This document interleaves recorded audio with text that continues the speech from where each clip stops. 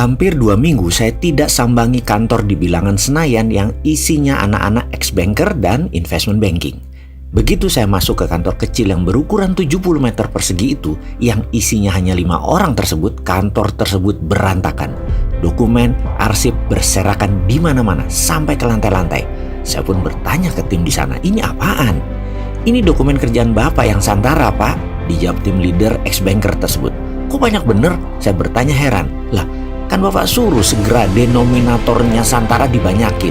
Ini UKM yang mau mencari pendanaan di Santara, Pak.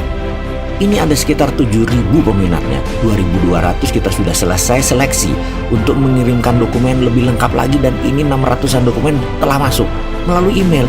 Karena akan kita review ya kami print hard copy-nya.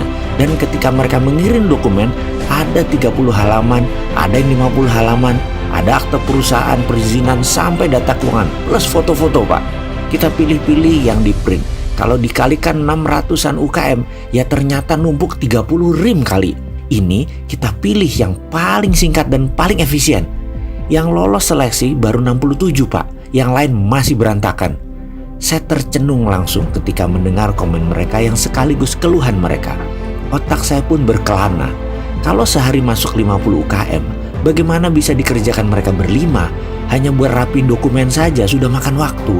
Belum melakukan due diligence atas kelayakan bisnis UKM-nya tersebut. Bisa habis tenaga mereka. Ada usul? Saya bertanya sambil berdiri karena memang tidak ada tempat duduk yang bisa dipakai karena semuanya untuk meletakkan dokumen. Satu staf yang lagi urus dokumen di lantai berkata, Pak, buat web-based apps aja deh seperti Kickstarter. Jadi mereka upload sendiri proposal bisnis mereka seperti profile sosmed. Lalu dibuat banner di atas mereka dengan judul, semua orang bisa mendanai bisnis Anda. Di web itu juga ada rating, Pak. Mereka yang minat ingin invest bisa kasih kode bintang atau kode hati, atau kalau suka mereka kasih jempol. Ini penting untuk kita nanti hanya fokus yang diberi bintang atau ada hatinya saja.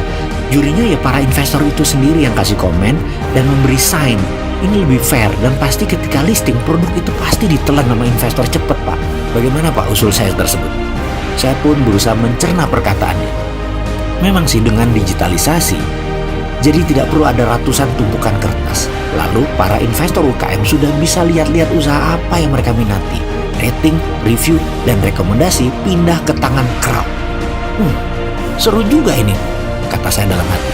Kemudian tanpa pikir panjang, saya menyatakan oke, setuju. Dalam hati kemudian saya komentar, kasihan ya melihat mereka kalau begini. Dengan digitalisasi memang lebih simpel. Tapi kalau dipikir-pikir, memang membantu UKM itu secara totalitas itu ya berat. Kasihan para tim kita ini. Lalu saya keinget bulan lalu ke markas Santara di Jogja. 25 anak setiap hari 18 jam juga merapikan digital sistem Santara.